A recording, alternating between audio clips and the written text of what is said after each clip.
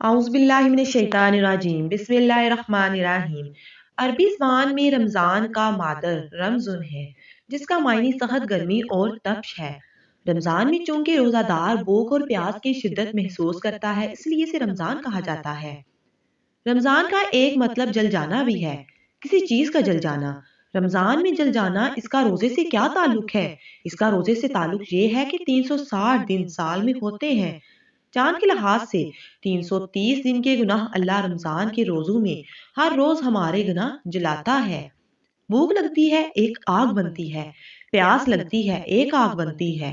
ہماری لکڑی کی آگ میں چیزیں جلتی ہیں اور ہمارے روزے کی بھوک کی آگ میں گناہ جلتے ہیں، اور 29ویں روزے اللہ سارے سال کے گناہوں کو جلا کر روزے والے کو ایسے پاک کر دیتا ہے جیسے آج ہی ماں کے پیٹ سے نکلا ہو۔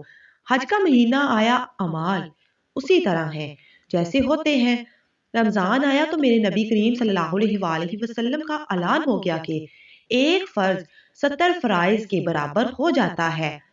نفل فرض کے برابر۔ حضرت علی رضی اللہ تعالیٰ عنہ کا فرمان ہے کہ جس شخص نے ایک روزہ چھوڑ دیا پھر قیامت تک اس کی قضا میں نفل روزے رکھتا رہا تو ایک روزے کا یہ سارے روزے بدلہ نہیں ہو سکتے۔ ایک نماز چھوڑ دی اور پھر اس کی قضا میں قیامت تک نفل پڑھتا رہا تو فرض نماز کی ایک رکعت کی ایک سجدے کے برابر بھی نہیں ہے۔ فرض میں اتنی طاقت ہے، بغیر عذر کے رمضان کا روزہ چھوڑنا کبیرہ ترین گناہ ہے۔ اس عمل کی وجہ سے انسان فاسق ہو جاتا ہے۔ اس پر اللہ تعالیٰ سے توبہ کرنا ضروری ہے اور اس دن کی جلد از جلد قضا بھی دے۔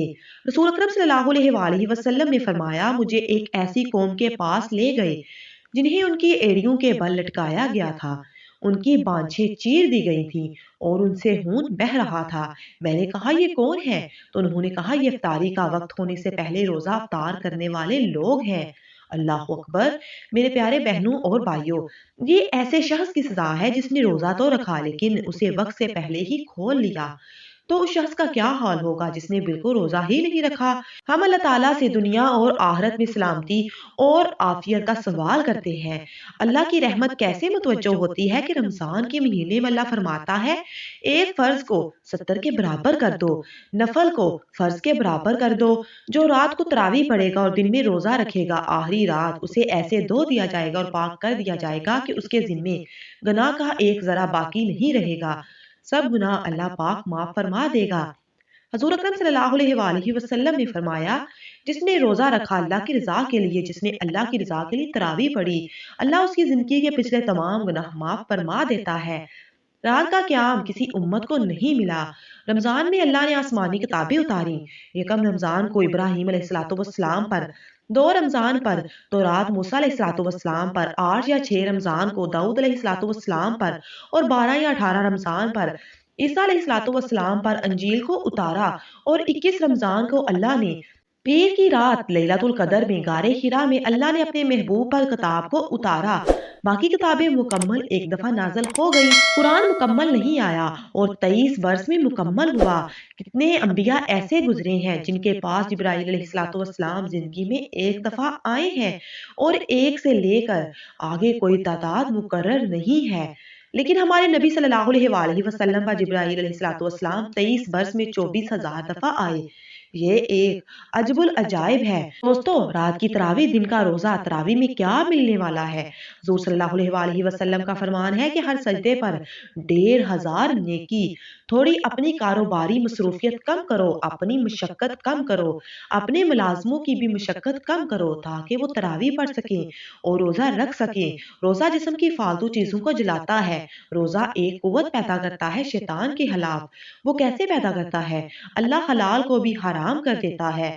جب بیوی کو بھی شہوت سے دیکھنا حرام ہو گیا تو دوسروں کی عورتوں کو یہ حرام نظر سے کیوں دیکھے؟ جب یہ حلال کھانا چھوڑ گیا تو یہ جھوٹ کیوں بولے، یہ گالی کیوں دے گا، یہ غیبت کیوں کرے گا؟ جب یہ کان میں دوائی ڈالنا چھوڑ گیا کہ روزہ ٹوٹ جاتا ہے تو یہ اوروں کی غیبت کیوں سنے گا، اوروں کی برائی کیوں سنے گا؟ یہ آنکھ میں دوائی نہیں ڈالتا ہے کہ وہ حلق میں چلے جانے سے روزہ ٹوٹ جاتا ہے تو یہ ان آنکھوں سے کیوں غلط دیکھے گا؟ جب یہ اندھیرے میں بند کمرے میں ٹھنڈا پانی پڑا ہے اور ہاتھ نہیں لگاتا ہے اور اللہ کا دھیان اسے یاد ہوتا ہے کہ اللہ دیکھ رہا ہے، اور نہاتے وقت ہونٹ بند کر لیتا ہے کہ کوئی قطرہ پانی کا منہ میں نہ چلا جائے اور روزہ نہ خراب ہو جائے، تو یہ جب اللہ کا اتنا دھیان اس کو نصیب ہو جاتا ہے کہ اللہ دیکھ رہا ہے، ورنہ کسی کو کیا خبر کہ وہ پانی پیتا ہے یا کیا کرتا ہے، تو جب وہ اللہ کو اتنا اپنا دھیان میں لے آتا ہے کہ اللہ دیکھ رہا ہے کہ میں کیا کر رہا ہوں، تو پھر جب وہ بازار میں جائے گا تو جھوٹ تو نہیں بولے گا، جب یہ تولے گا تو غلط تو نہیں تولے گا۔ وہ الگ بات، کچھ لوگ رمضان میں جھوٹ نہیں بولتے لیکن اس کے بعد پھر سے وہی معمول شروع کر دیتے ہیں۔ اس کی وجہ کیا ہے کہ رشوت خور کہتا ہے کہ رمضان میں نہیں، رمضان میں جھوٹ نہیں بولنا، رمضان میں صحیح تولنا ہے۔ یہ سب اس لیے کہ رمضان میں شیطان قید ہو جاتا ہے۔ رمضان میں نمازی کیوں بڑھ جاتے ہیں؟ کیونکہ شیطان قید ہو جاتا ہے۔ کسی امت کو یہ نہیں ملا کہ رمضان میں شیاطین قید کیے جائیں، اس امت کو یہ ملا کہ شیطان قید کیے جاتے ہیں۔ کسی امت کو یہ نہیں ملا کہ رمضان میں جہنم کے دروازے بند ہو جاتے ہیں اور جنت کے دروازے کھل جاتے ہیں۔ کسی امت کو یہ نہیں ملا کہ ان کے لیے ہر مخلوق دعا کرے رمضان کے مہینے میں۔ اس امت کو یہ ملا کہ ان کے لیے رمضان میں چیونٹیاں بھی دعا کرتی ہیں، مچھلیاں بھی دعا کرتی ہیں اور ہوائیں بھی دعا کرتی ہیں روزہ رکھنے والوں کے لیے۔ اسی امت کو یہ نہیں ملا کہ آخری رات ان کی بخشش ہو جائے، اس امت کو یہ ملا کہ آخری رات سب کی بخشش ہو جاتی ہے۔ اسی امت کو یہ نہیں ملا کہ جنت کی حوریں روزوں میں انہیں یاد کریں۔ اس امت کو یہ ملا کہ اللہ جنت کو تیار کرتا ہے کہ میرے بندے آ رہے ہیں، روزہ دار آ رہے ہیں، تاکہ میں اپنے بندوں کو ان کی بھوک اور پیاس کا بدلہ پیش کروں۔ سبحان اللہ۔ مزید ایسی ویڈیوز کے لیے نویرہ اسلامک ٹی وی کو لازمی سبسکرائب کریں۔ جزاک اللہ۔